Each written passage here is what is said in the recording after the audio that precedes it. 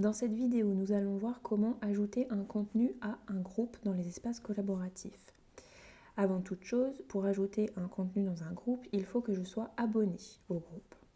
Pour publier un contenu dans le groupe, il faut me rendre sur celui-ci.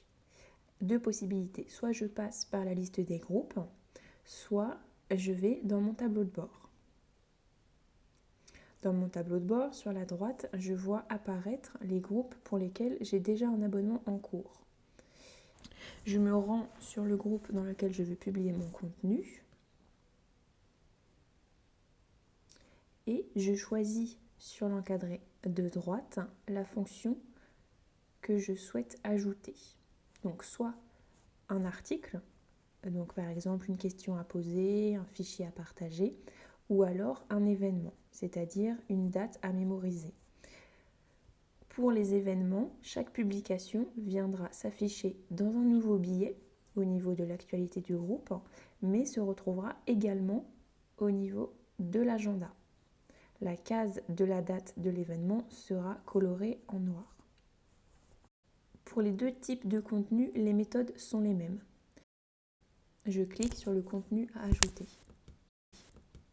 S'ouvre alors une nouvelle fenêtre. Cette nouvelle fenêtre est en fait l'édition du contenu que je vais publier.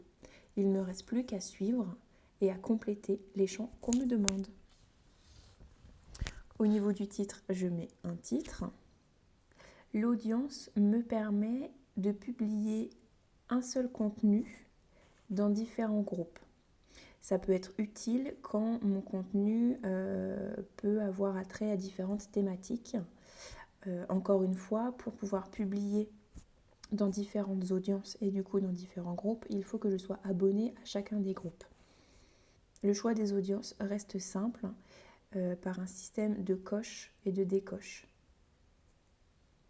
Au niveau de la visibilité du contenu, il faut faire attention à ce que le contenu reste privé pour que seuls les abonnés du groupe puissent le voir. Je peux ajouter une image en faisant parcourir. Je vais alors la chercher dans le dossier de mon ordinateur. Il faut bien penser à transférer le fichier pour que celui-ci soit téléchargé. Il est recommandé d'ajouter un texte alternatif et un titre afin de légender la photo. Ces éléments sont utilisés pour le référencement du site, mais aussi par les logiciels de lecture d'écran pour les personnes malvoyantes par exemple. Ensuite, si c'est effectivement un document que je souhaite partager, je peux procéder de la même manière que pour l'image, en cliquant sur parcourir et en allant récupérer mon document. Encore une fois, il faut bien penser à transférer le fichier pour que celui-ci soit téléchargé. Le champ suivant est le champ de message. Ici, je peux saisir le contenu de mon message comme dans un mail et je pourrais ensuite le mettre en forme comme je le souhaite grâce aux opérateurs de mise en forme. Les liens utiles permettent d'ajouter des compléments d'information, que ce soit des documents qui ne sont pas téléchargés ou alors des sites internet externes. Pour ajouter un lien, il suffit de le titrer pour que l'abonné sache sur quoi il clique et de copier-coller l'URL.